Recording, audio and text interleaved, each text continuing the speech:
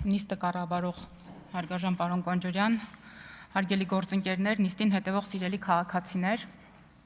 ցավոք պարոն Մանուկյանը այստեղ չէ,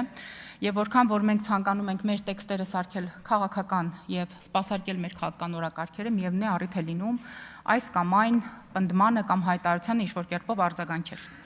Հիմա պարոն Մանուկյանը ճակատագրի հեգնանքով համալրում է մի քաղաքական ուժի շարքեր,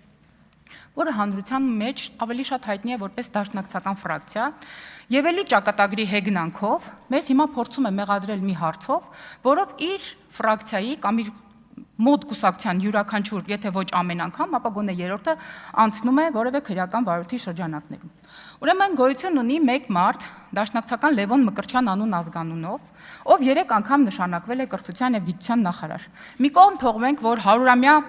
կուսակցությունում այնպիսի կադրային սով էր, որ չէր գտնվում մեկ այլ թեկնածու եւ անընդհատ ներկայացնում էին այս մարդու թեկնածությունը։ Ուրեմն դատախազությունը Լևոն Մկրտչյանից եւ նրա ընտանիքից պահանջում է ուշադրություն 26 անշարժ գույք, 7 տրանսպորտային միջոց, 5 իրավաբանական անձանցում մասնակցություն, 893 միլիոն 449 հազար դրամ որպես ապօրինի դրամական միջոցների մնացորդ, 276 միլիոն 106 հազար դրամ, որը չի հիմնավորվում անձի օրինական եկամուտներով։ Հիմա ինչ է այստեղ հետաքրքիր։ Դուք հարգելի ուժեղ Հայաստանի ներկայացուցիչներ հավանաբար հիշում եք կամ տեսել եք Արմենուհի Կյուրեղյանի հայտարարությունները նախորդ գումարման ազգային ժողովում։ Ուրեմն Տիկին Կյուրեղյանը հենց կառավարությունից կամ այլ գերատեսչություններից որևէ մարդ էր տեսնում, անպայման մոտենում էր, ասում էր, ինչ կա 300 դպրոցից, ինչ կա 500 մանկապարտեզից։ Մի պահից թվաց, որ Տիկին Արմենուհի Կյուրեղյանը երևի թե մեր քաղաքական ծրագրերի, մեր կառավարության ծրագրերի ամենամեծ ջատագովն է եւ մեր ամենամեծ ֆանատը, մինչեւ քարոզարշավի ընթացքում չհայտնաբերվեց մի հետաքրքիր փաստ։ Բանից պարզվում է, հերթական դպրոցում, երբ որ մենք հիմնանորոգում ենք իրականացնում մարզերից մեկում, սպորտ դահլիճի հատակի տակից գտնվել են տրցակ քվեաթերթիկների, որը ըստ էության Ռոբերտ Քոչարյանի պաշտոնավարման ժամանակ ուղղակի տեղամասի աշխատակիցները թաքցրել են, թե ինչ տեղի կունենա այլ դպրոցների հիմքով, մենք դեռ չգիտենք, որտեղ մենք դեռ շարունակում ենք հիմնանորոգել եւ վերակառուցել մեր դպրոցները, ահա թե ինչով էր պայմանավորված Տիկին Կյուրեղյանի անհանգստությունը։ Բայց դե մենք մեր ծրագրերի տերն ենք եւ շարունակում ենք առաջ տանել։ Ինչ է ստացվում։ Այսինքն այն քաղաքական ուժերը, որոնք հայտնի են նորանկախ պատմության մեջ, անաստված թալանով, քաղաքական սպանություններով, ընտրակեղծիքներով, Հայաստանի Հանրապետությանը հասցրած միջազգային եւ տեղական հսկայական վնասներով, Հայաստանի Հանրապետությունում ընդհանուր առմամբ վերցրած բոլոր մանկապարտեզներում եւ դպրոցներում այդքան աթոռ, գրատախտակ, կավիճ, դուռ լուսամուտ չեն առել, ինչքան մենք երբեմն զրոյից կառուցում ենք նախակրթարաններ, մանկապարտեզներ եւ այլն, եկել են ուշադրություն, մեզ վիրավորում են, թե իբր դուք չեք եւ ժամանակին չեք կառուցում այդ 300 դպրոցը կամ 500 մանկապարտեզը։ Քիչ օտարեիք ժողովուրդ ջան։ Այդ մշակույթի տները, մանկապարտեզները, դպրոցները քիչ օտարեիք։ Այստեղից երեք Տիկին Լիաննա Մանուկյանը ասաց, որ իր մասնագիտական եւ հասարակական, այսուհետ նաեւ քաղաքական գործունեության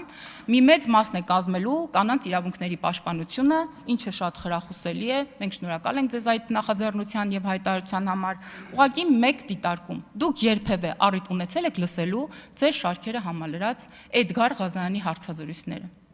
Դուք երբևէ լսել եք, թե նա ինչպես է խոսում հասարակական եւ քաղաքական կյանքում ակտիվ կանանց մասին։ Դուք լսել եք, թե նա ինչպես է պիտակավորում եւ թիրախավորում, օրինակ,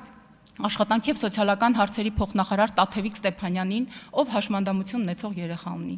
Իսկ լսել եք, թե նա ում կամ ինչի հետ է համեմատում Հայաստանի Հանրապետության մարդու իրավունքների պաշտպան Տիկին Անահիտ Մանասյանին։ Դուք լսել եք, թե նա ինչպես է խոսում Հայաստանի Հանրապետության ընտրված վարչապետի կնոջ Աննա Հակոբյանի մասին։ Իսկ ձեր աչքից ինչու են վրիպել մեր խմբակցության կանանց նկատմամբ ձեր գործընկերոջ այդքան վիրավորական եւ սեռով պայմանավորված թիրախավորումները։ Այդ արժանինքների համար է հիմա նստած ձեր շարքերում։ Մենք չենք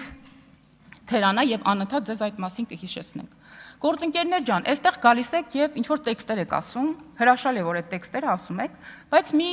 բան ասեմ, ձեր տրամադրությունը չընկնի, ուրեմն ազգային ժողովը չի հայտարարել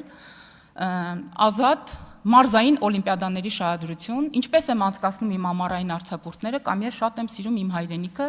որի պետական սահմանների մասին դուք ունեք շատ լղոզված պատկերացում։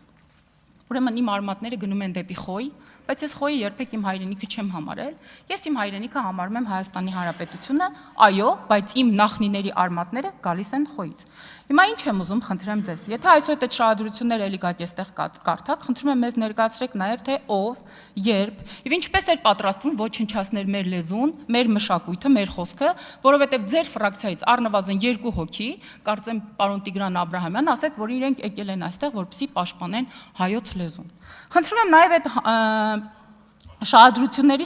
շրջանակներում մեզ ներկայացրեք, թե այն որ մի քաղաքական գործիչներ ասում, որ բացի հայոց լեզվից Հայաստանի Հանրապետությանը պետք են եւս 2 պետական լեզու, անպայման ինձ հիշեցրեք, եկել են որ մի քաղաքական ուժից էր, որ Հայաստանի Հանրապետության ազատության հրապարակում այդպես էլ չհարմարվելով Հայաստանի Հանրապետության պետական սահմանների հետ, այսպես անաստված պատրվում էր Հայաստանի Հանրապետության քարտեզը։ Էդ էլ մեզ ներկայացրեք։ Հիմա մյուս հարցը, որը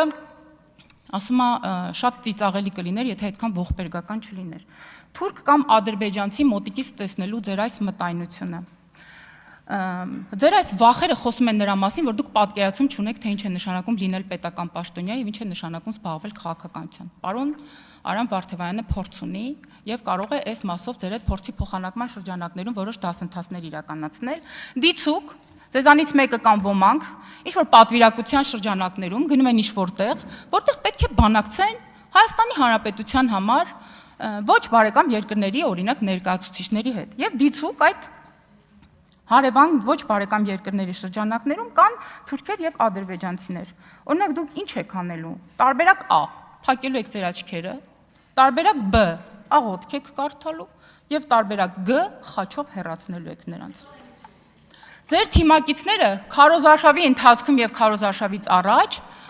ցավոք չեմ հիշում անուն ազգանունները, ասում են լավ դե ով չգիտի Երևանի պետական համալսարանի արևելագիտության ֆակուլտետի ուսանողները վերջում ինչ են դառնում, ներողություն արտահայտությանս ոնց են վերբով կա լինում։ Այսինքն եթե մենք շարունակենք այս օրակարգերով առաջ գնալ, սա արդեն ազգային անվտանգության հարց է դառնում եւ մենք ոչ թե պետք է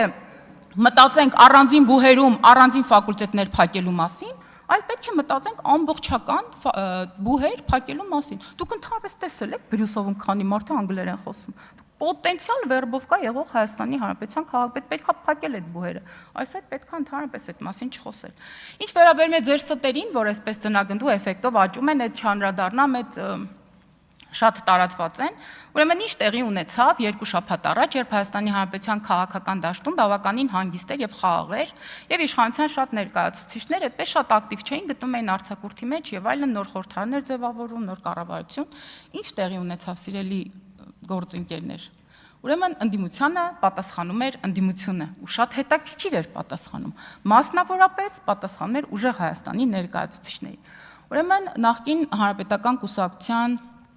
անդամ եւ նախկին արտադրության նախարար Արփինե Հովհաննիսյանը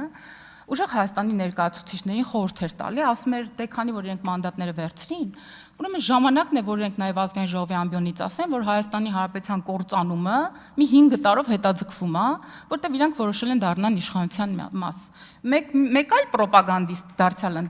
ընդդիմադիր շարքերից, անունը չեմ հիշում, Ազգանունը Խաչատրյան։ Ինչ էր ասում։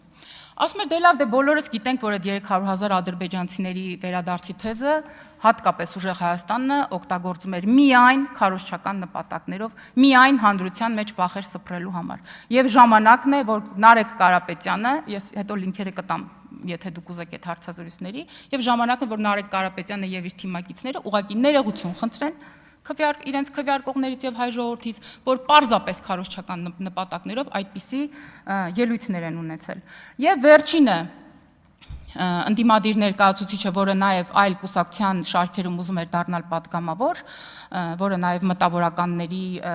շրջանակներում բավականին շատ հայտնի է, ուրեմն լրագրողի հարցին, որը արմատական ընդդիմադիր է մեզ, այն հարցին, թե այս իշխանությունները արտաքին ուժերի ասես լավ էլի վերջացրեք այդ խոսակցությունները, բոլորս գիտենք, որ 18 թվին տեղի է ունեցել հեղափոխություն, եւ եթե 14 թվին հեղափոխություն չէր իրականացել ժողովրդական, միթե աշխարհի որևէ կենտրոնում նավիճոկները վերջացել էին։ Այսինքն մենք խնդիր չունենք այլևս ձեզ արձագանքելու, որովհետև ձեզ հրաշալիորեն արձագանքում են եւ լրացնում են ձեր իսկ ընդդիմադիր գործընկերները, որոնց դուք այս կամ այն հարցում թերևս նեղացրել եք։ Եվ վերջում խոսքս կցանկանամ ամփոփել